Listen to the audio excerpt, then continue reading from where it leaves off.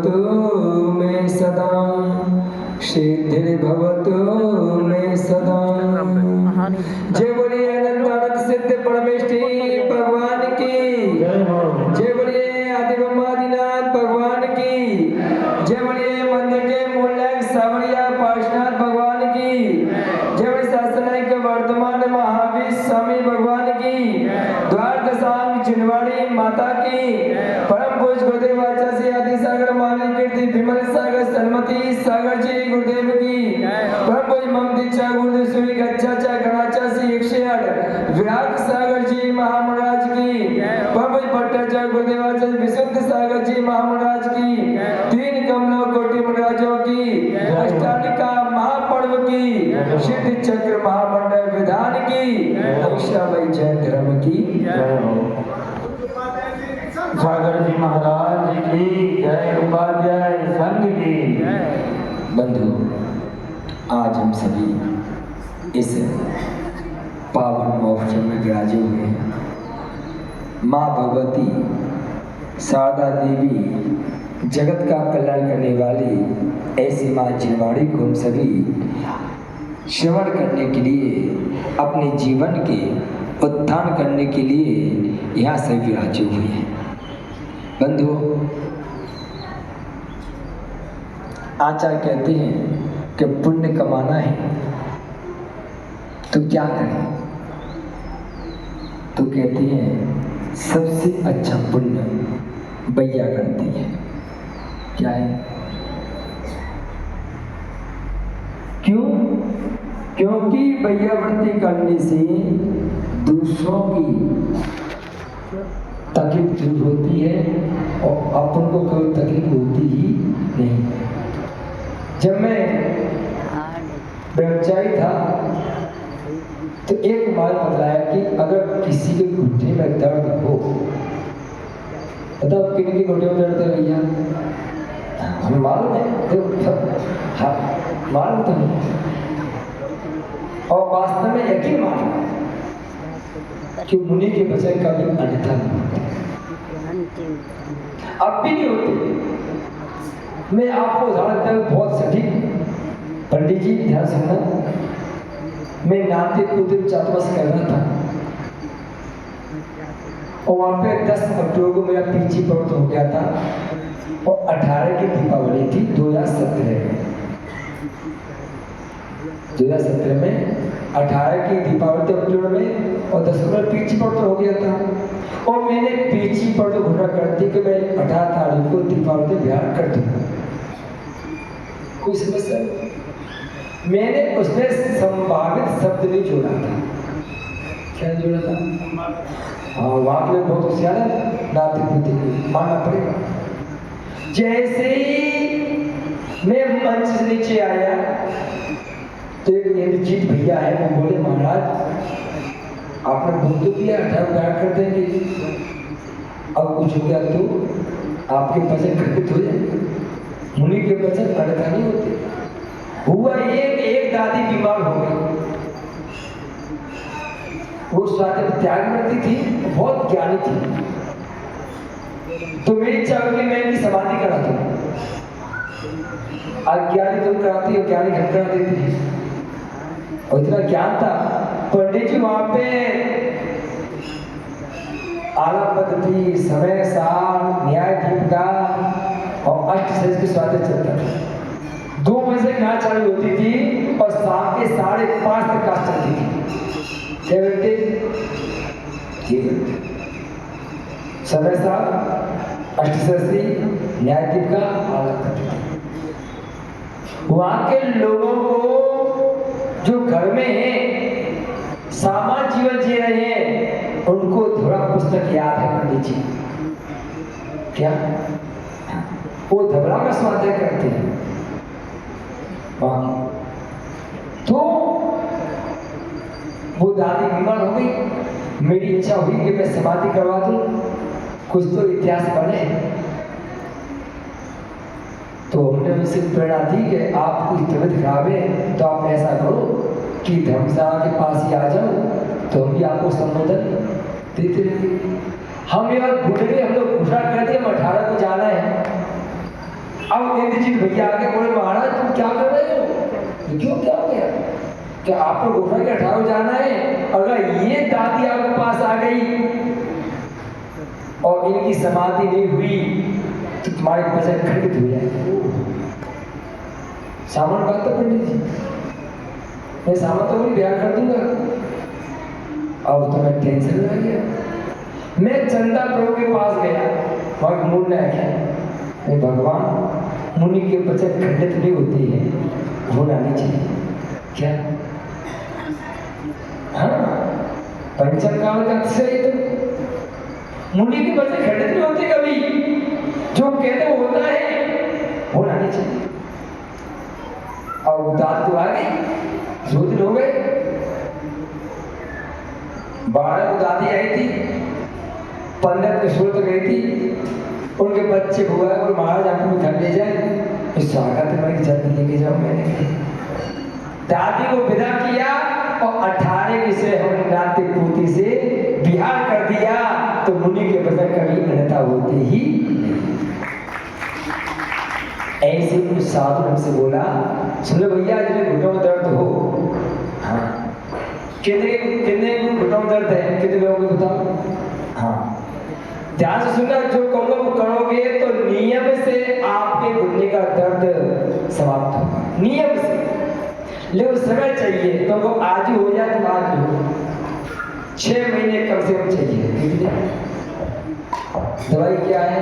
बिना पैसे की, 1 पैसा ही लगेगा आपको दवाई।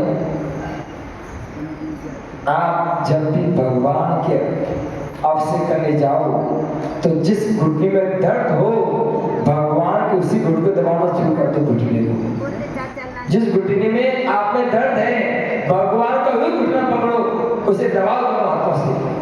किसको? भगवान के घुटने को। कम से रोज 5 मिनट घुटना दबाओ भगवान का, आपके घुटने का दर्द भगवान ले लेंगे और तुम्हारे घुटने का दर्द समाप्त हो जाएगा। हाँ, ये माता जी घुटना दबा दें। सुनो भैया, जिन महिलाओं को घुटने में दर्द है, आप माता जी आती हैं, उनके घुटने दबाना शुरू कर दो तो आपका दर्द भूल ले लेगी और तुम्हारा दर्द समाप्त हो जाएगा। अब के महाराज तुम तो समस्या हटा दी, अब से करने के दिन में बताओ। देखो भाई, अगर अपना दर्द दूर करना है तो दूसरों को देना पड़ेगा, और तो उसी को जो आपके दर्द को सहन कर सके। साधु संत आपके पढ़ के घुटे दो। देखो लोग कहते कि महाराज हनुमान ने ऐसा क्या किया था कि बाल अवस्था में विमान से नीचे गिरे थे, शिशु अवस्था में विमान से नीचे गिरे थे और पत्थर क्या हो गया? ऐसा क्या?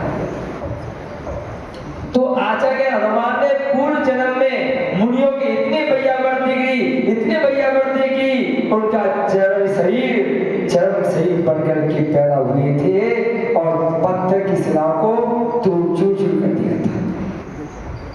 बैयावर्ती करो, ये बच्चे आते बहुत अच्छा लगता है।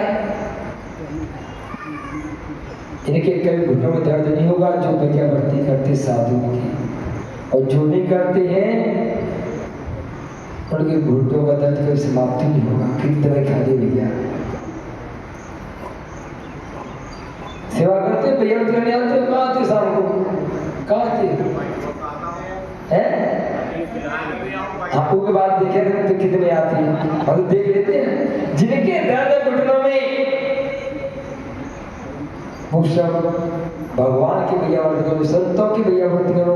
इसलिए आचार्य ने वास्तव महाराज ने कहा है, आचार्य उपाध्याय तपस्वी सहज ज्ञान कुल संग साधु मनोज्ञ, इनकी भैया वर्ती करो। क्या करो? मैं नहीं बोल रहा भैया, अभी तो वो हमारा अपनी व्यवस्था बना रहे हैं कि भैया वर्ती करने आ जाए भाई। हाँ, मैं यही व्यवस्था नहीं बना, मैं तो आचार्य उमा स्वामी बात कह रहा हूँ जिन्होंने कहा है कि इनके भैया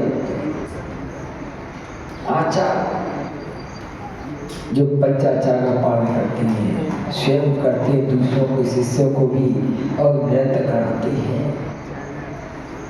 इसलिए आज प्रभु की प्राप्ति कभी हो सकती है तो गुरु के प्रसाद से।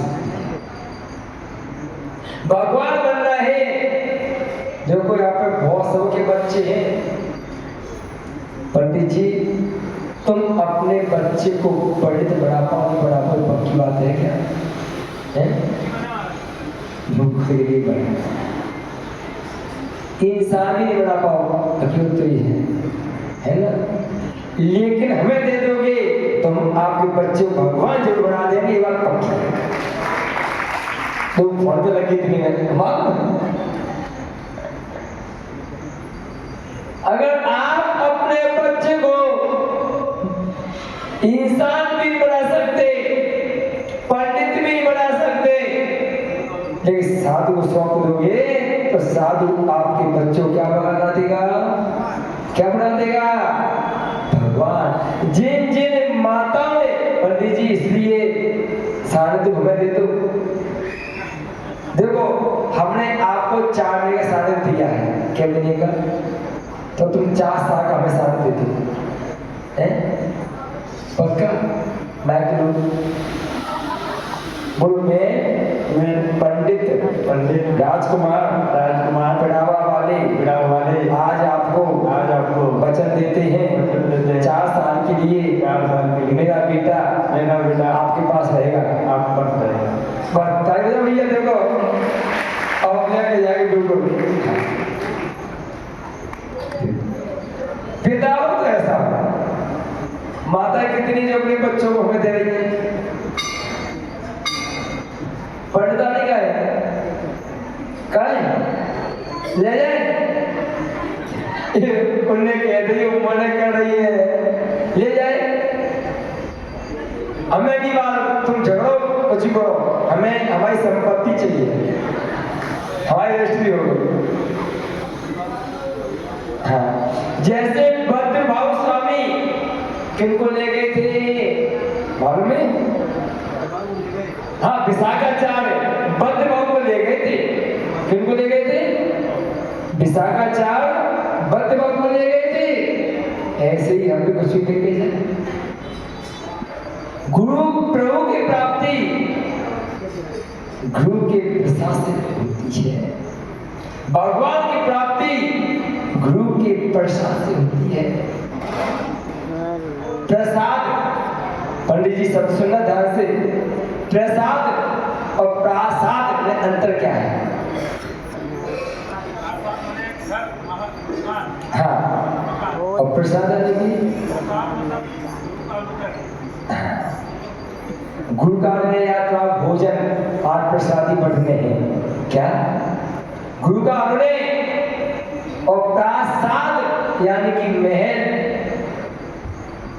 कोठी आदि। तो गुरु के प्रसाद से प्रभु की प्राप्ति संभव है, अन्य कोई उपाय नहीं है।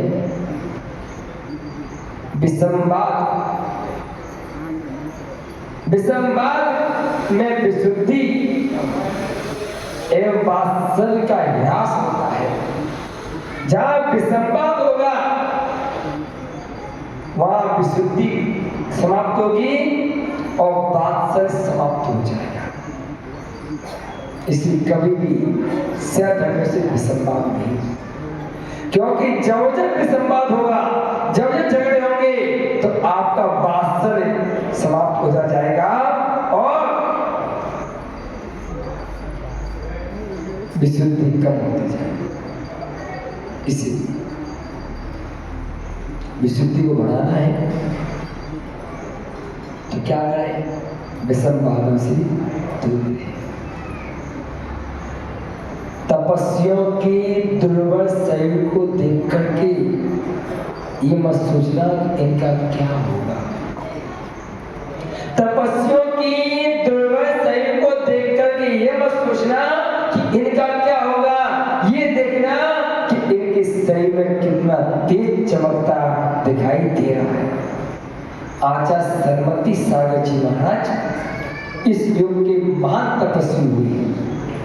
उन जैसा कोई तपस्वी नहीं और न होगा, जिन्होंने अपने जीवन काल में, संयम के काल में 48 साल की साधना में 28 साल उपवास किए। पंडित जी कितने? 28 साल की संयम काल में, 28 साल के संयम काल में 28 साल उपवास किए। 10,000 से ज्यादा उपवास करने का श्रेय वर्तमान में किसी आचार्य को जाता है तो आचार्य सरस्वती सागर जी महाराज हैं, जिन्होंने इतने 10,000 से अधिक उपवास किए, 10,080 उपवास किए। आज तक किसी भी साधु ने इतने उपवास नहीं किए। लेकिन देखो बाणी में इतनी दम थी कि बोल जाए तो अच्छे लोग का कर जाए। क्या आंखें दिखा दें? अगर मंच पे 2 मिनट का टाइम दे दिया, 5 मिनट का टाइम दे दिया और साधु कोई 5 मिनट से 2 सेकंड ज्यादा बोल गए तो इशारा नहीं करते, मैं घोड़ा चल, सीधा बोलते थे। ये भी नहीं घर दिखा दे। हाँ, अगर आपको 5 मिनट दिए हैं तो 6 मिनट भूलना नहीं चाहिए। अगर कोई साधु बोल गया तो सीधा माइक से बोले चल माइक उठा वहां से। उस साधु ने कह रहा आचार्य से मार्च कीजिए, आगे बोलते इतना चेहरे पर तेज रहता, दमक रहता था। तो साधुओं के दुर्बल शरीर को देख करके मत सोचना इनका क्या होगा। उनकी तेजता देखिए, उनकी चमक देखिए, उनकी दमक देखिए। धर्म की रक्षा है तो स्वधर्म की रक्षा है।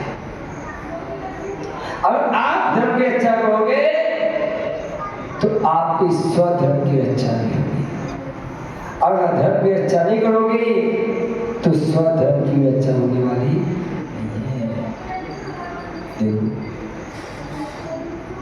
गुरु दत्त राज कहानी सुना है, बोल तो दिया, सुना तुम्हें। राजा थे और एक बार अपने ससुराल गए थे। कहाँ गए थे? कहाँ पे थी ससुराल? आप ही कहाँ पे? घर के पीछे ही है। उनकी द्रोणगिरी में ससुराल थी और जब द्रोणगिरी गए तो वहां के लोग बहुत भयभीत थे और पूछा क्या हो गया?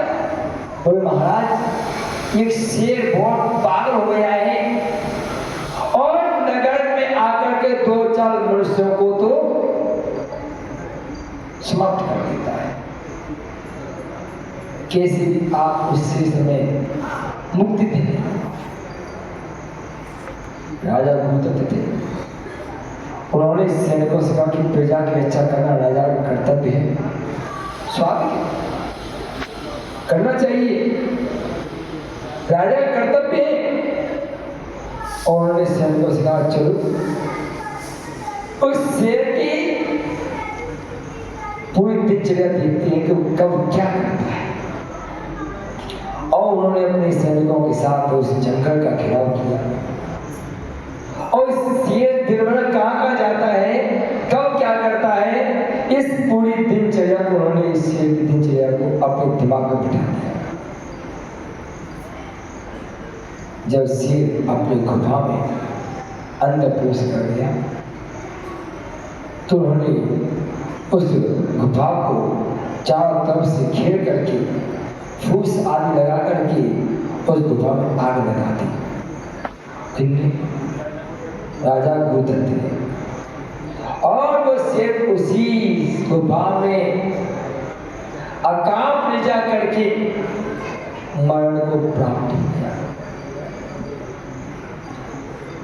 समय बीत गया, शेर मर गया, लोग शांति हो गए, अब शांति का जीवन जी लेंगे। अब राजा को वैराग हो गया। क्या हो गया? वैराग हो गया तो राजा ने मुनि दीक्षा ले ली और मुनि दीक्षा लेकर के एक खेत में साधना करनी चाहिए। और जब वो खेत में साधना करने गए तो वहां निरंतर साधना में लीन थे। उस किसान खेत का मालिक था, वो अपनी पत्नी से कह के गया मैं खेत जोतने जा रहा हूँ और तुम मेरा भोजन खेत में लेकर के आ जाना। क्या बोल गया था पत्नी को कि मैं खेत पे जा रहा हूँ जोतने के लिए और तुम मेरा भोजन खेत पे लेकर के आ जाना। जब खेत जोतने गया तो मुंडराज को बैठे हुए देखा। उसने कहा इनको क्यों डिस्टर्ब करें, अब दूसरा खेत जोत लेती। जब तक यहाँ से उठेंगे तो दूसरा खेत जोत के आ जाएंगे। तो दूसरा खेत जोतने चला गया। पत्नी भोजन लेके आई थी, वो वहां पे दिखाई नहीं दिया तो वापस भोजन लेकर के चली गई। जब भूखा प्यासा कौन? किसान रात को पहुंचा और पत्नी से बोला कि तू भोजन लेके नहीं आई, मैं भूखा प्यासा था। तो पत्नी बोली मैं तो गई थी भोजन लेके, लेकिन आप मिले नहीं। भाई बाबा बैठे थे डंके से, तो मैं लड़के आ गई। उसने कहा कि इस बाबा की वजह से आज मैं भूखा रह गया। अगर बाबा खेत में नहीं होता तो मैं खेत को जोत रहा था तो मेरा भोजन समय पे मिल जाता। उसे गुस्सा आ गया और उसने रुई ली और रुई लेके गया और रुई को मुंडराज को लपेट दिया, जिसको और आग लगा दी। किसको? मुंडराज को। और वो मुंडराज अंतर मौन के लिए होकर के और अंताकृत होते हुए मोक्ष को सिधा गए। और जब उनको केवल का हुआ था तो उनसे पूछा गया था, देवागत पर सारी बेचता हो। उनसे पूछा गया कि इस किसान ने आपको जलाया क्यों?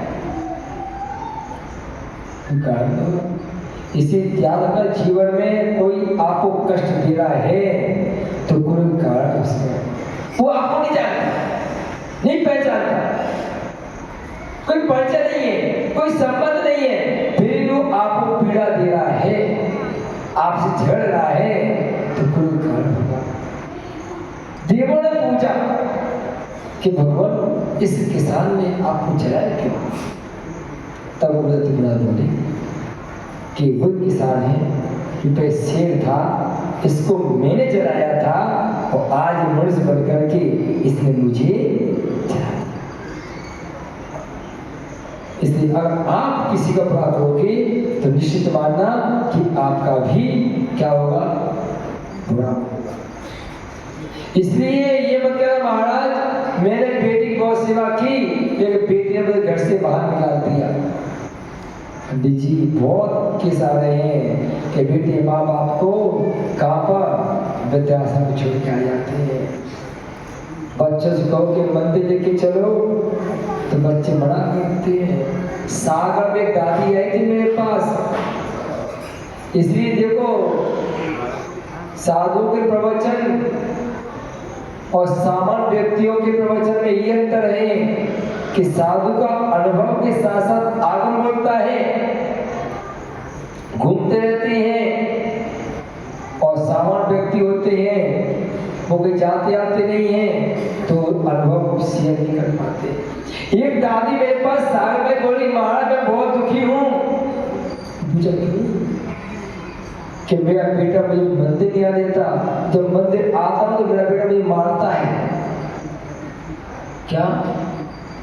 मैं बड़ा आश्चर्य है कि पुत्र माँ को पीट रहा है, वो किसके लिए? किसके लिए? कोई बुरा काम करे तो बात अलग है, तो भैया तुम बुरा काम करो, मंदिर जाने के लिए।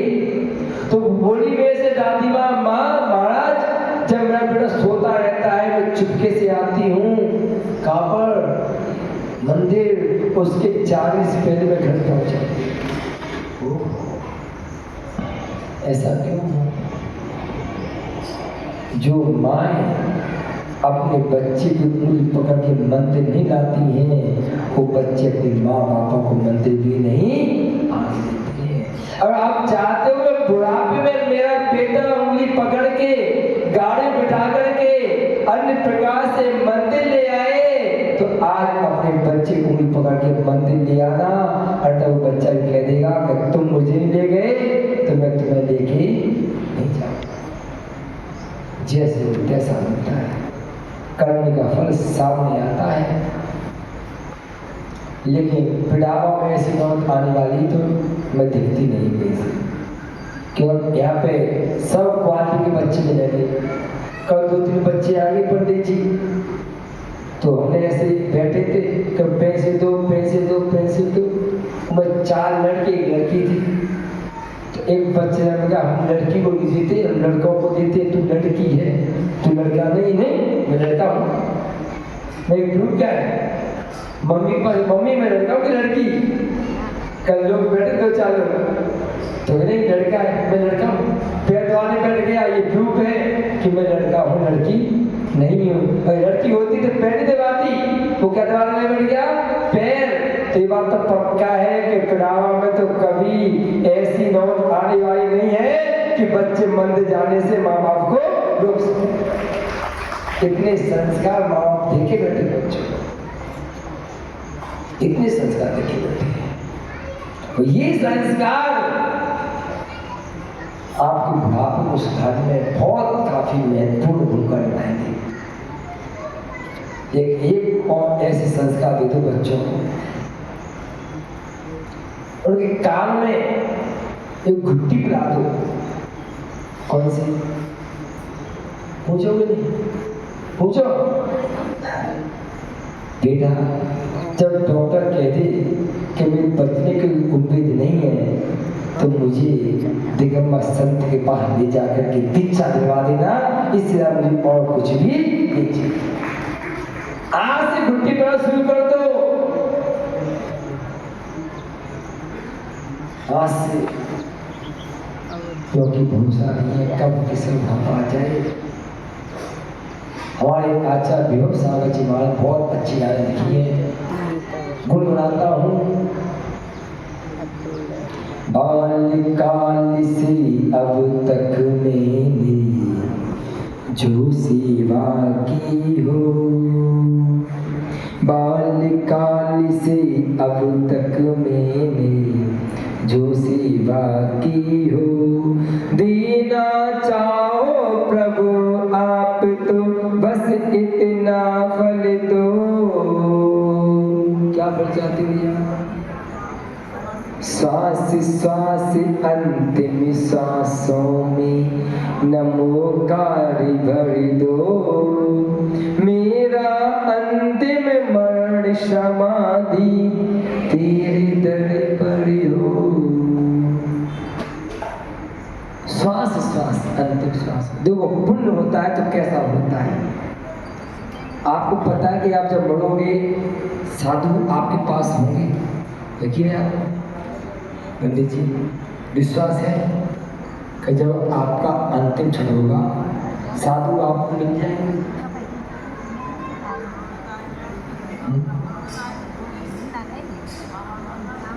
विश्वास है? क्यों?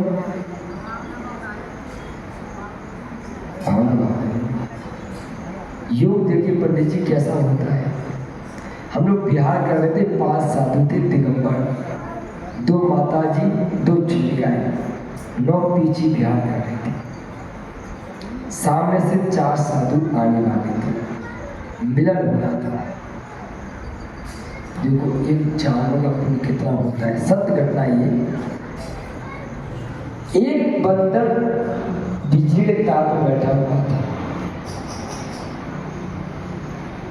और उसे अचानक करंट लग गया। किसको? बंदर। एक बालक उस बंदर को लेकर के डॉक्टर के पास लेके जा रहा था। देखो मैं इसे बोल रहा हूँ कि बालक जैनी था और बंदर भी जैनी था। क्या? बालक भी जैनी था, बंदर भी जैनी था। वो बालक बंदर जो कैंट लग गया था, दया भावना से, करुणा भावना से उसे डॉक्टर के पास लेके जा दिखाने के लिए एक हम लोग बिहार करते हुए जा रहे थे। उसने सोचा कि देखो डॉक्टर के पास ले जाऊंगा, अगर तो मर गया तो क्यों नहीं संतों के चरणों में बंदर को रख दूं। पंडित जी उसे लाकर के हमारे चरणों में रख दिया। देखा बंदर चढ़ा हुआ था, खींची कर रहा था, उससे हमें लोगों का मंत्र सुनाया। और चूंकि जहाँ पहुँचना था वहाँ रात हो जाती, तो मैंने कैसे ऐसे छोड़ना भी उचित नहीं, साथ में लेके चलते हैं। अब मैंने कहा भैया बंदर उठाओ गोदी में। कौन उठाएगा? पंडित जी बंदर को गोदी में बच्चे की तरह। उसकी वीडियो बनाई हम लोगों ने, दिखा के भी होगी किस पड़ी होगी तो। बंदर को बच्ची तरह कौन पकड़ेगा बंदर को भैया? अरे मार काट जाएगा, सब हमारे हमने पकड़े काट जाएगा। अरे घायल भी है तो नोच तो नहीं गई ना, हाथ तो मारेगा ना। एक लड़का आया जैन समाज का, प्रमाण मैं ले लूं। और पंडित जी 4 किलोमीटर तक उस बंदर को बच्चे के दोनों हाथों में ऐसे लेके चला। क्या? 4 किलोमीटर तक उस बंदर को अपने हाथों में बच्चे की तरह ऐसे लेके चलने लगा और सब उस बंदर को लोगों में थमाते चल रहे। 5 साधु होते, 4 दिगंबर सामने से आ रहे। कितने हो गए? 9। और उसने 9 दिगंबर संतों के, तुम्हें तो मुझे लगता है कि तुम्हें ऐसा नसीब प्राप्त हुआ कि नहीं होगा कि 9 साधु आपके अंत समय में आ जाए, बिना बुलाए, बिना निमंत्रण के, बिना योग के। वो बंदर ने 9 साधुओं के दर्शन किए अच्छी से, प्रवचन हुए। वो बालक कुर्सी पर बैठ करके बंदर गोदी बिठाए। अब भी उस बंदर ने पूरा प्रवचन सुना। पूरा प्रवचन सुनने के बाद उस बंदर की तबीयत खराब हुई। उसे 5 अमृत दिए गए, रात्रि भोजन आदि सबका त्याग किया गया। और जैसे 5 अमृतों को उसको सुनाए गए थे, उसे दिए गए थे, और 5 अमृतों को लेकर के उस बंदर ने शरीर का त्याग कर दिया। 9 साधु, दिगंबर साधु उस बंदर के अंत समय में थे। सोचो कितना पुण्य कमाया है उस बंदर पीछे। मुझे लगता कि किसी मुनियों का भी इतना पुण्य हो कि 9 साधु समुद्र मेरे पहुंच जाए, बिना बुलाए, बिना सूचना के। बंधु इतना पुण्य कर लो। ज्यादा नहीं कह रहा मैं आपसे कि कोटी बंगला बन जाए, कुछ पढ़ गया कलेक्टर बीएस के बजाय, नहीं। इतना पुण्य कमा लो कि अंत समय में साधु के मुख से लोगों का मंत्र सुनने को मिल जाए। हम द्रोणी में थे, गर्मी का महीना था, एक चिड़िया का घोंसला ऊपर पड़ा हुआ था, उसका बच्चा नीचे गिर गया। ये ड्राइवर था हमारे पास, तो वह वहाँ चिड़िया बच्चा नीचे गिर गया है, उठा लो, उसे उठा के लाए। उसकी वीडियो पड़ी है, देखना आप लोग, कितनी सेवा हो रही है। उस चिड़िया के बच्चा, छोटा सा बच्चा था, घायल हो गया, उड़ने वाला सक्षम नहीं था। हमने पुट्ठे पे लिया, नौका में सुनाया, उसे रुई से पानी पिलाते थे, रुई में पानी दे करके उसकी चोंच में। वो चिड़िया का बच्चा 2 दिन तक जीवित रहा, निरंतर नौका मत का पाठ चलता रहा। उसको यथा योग्य भोजन पानी देते थे, और अंत समय में सब कुछ त्याग करके उसने क्या किया, अपनी इस देह का त्याग कर दिया। हमने उसका नाम मालूम कर रखा है, द्रोणा नाम रखा था, द्रोणा, तो दौड़ के मिली थी वो हमें। तो ऐसे जीव इतना पुण्य कमा लेते हैं कि मुनि उनकी सेवा कर लेते हैं। अगर इतना पुण्य तुम कमा लो तो समझ सिद्ध चक्र उद्धार करना सार्थक है। ज्यादा पुण्य, इतना पुण्य कि अंत समय मुनि मिल जाए। मैं तो भगवान से रोज प्रार्थना करता हूं कि मुझे इतना समय दे देना, इतना समय मुझे मेरे कर्म से मिल जाए कि मुझे नमो का मंत्र पढ़ने का अवसर मिल जाए। कब? अंत से खुद मुंह से नमो का मंत्र पढ़ लूं। जितना समय पूज्य गुरुदेव को मिला था अपनी बात कहने का, क्षमा याचना करने का, इतना अवसर मिल जाए। ज्यादा खुशी चाहिए। अगर आपको इतना भी अवसर मिल गया तो आपने बहुत बड़ा काम कर दिया। बंधुओं, सबने धन कमाया है, वैभव कमाया है, सब कुछ कमाया है, जीवन जिया है, अच्छे से जिया है। सभी धर्म जीवन जीने की कला सिखाते हैं कि जीवन ऐसे जियो, ऐसे जियो, ऐसे जियो। लेकिन जैन धर्म है जो मरने की कला भी सिखलाता है कि मरा कैसे जाता है। सब मरते हैं, वो मरना थोड़ी है। मरो तो ऐसे मरो कि फिर मरने की आवश्यकता ही न पड़े। बंधु, ये शिक्षक विधान हमारे जीवन में उन्नति का कारण बने, हमारे जीवन में हमारे ऊंचे स्तर का कारण बने, और हम निरंतर इसी प्रकार से अपनी भावनाओं को और अपनी संवेदनाओं को निरंतर उज्जवल बनाते जाए। क्योंकि विश्वास के साथ की गई भक्ति आराधना व्यक्ति के व्यक्तित्व को उच्चता ऊंचाई देती है। आप जब विश्वास के साथ साधना कर रहे हो, आराधना कर रहे हो, भक्ति कर रहे हो, निश्चित मानना कि भक्ति आपके व्यक्तित्व को ऊंचाई देगी, ऊंचा स्थान देगी। और आप अपने जीवन में देखिए, किसी को घोर मत करना भैया, आप अपने व्यक्तित्व को स्वयं निखारिए। दूसरा आपके साथ बुरा कार्य करता है कि आप उसके साथ अच्छा कार्य कीजिए। अगर उसने आपके साथ बुरा कार्य किया है और आप भी बुरा कार्य कर रहे हो तो आप में उसमें कोई अंतर नहीं है। आप अपने व्यक्तित्व को अलग से निखारिए। लोग खुद कहें क्या व्यक्ति में तो अंतर दोनों में है। ये बुरा होने पर अच्छा ही कर रहा है और ये बुरा होने पर बुराई कर रहा है।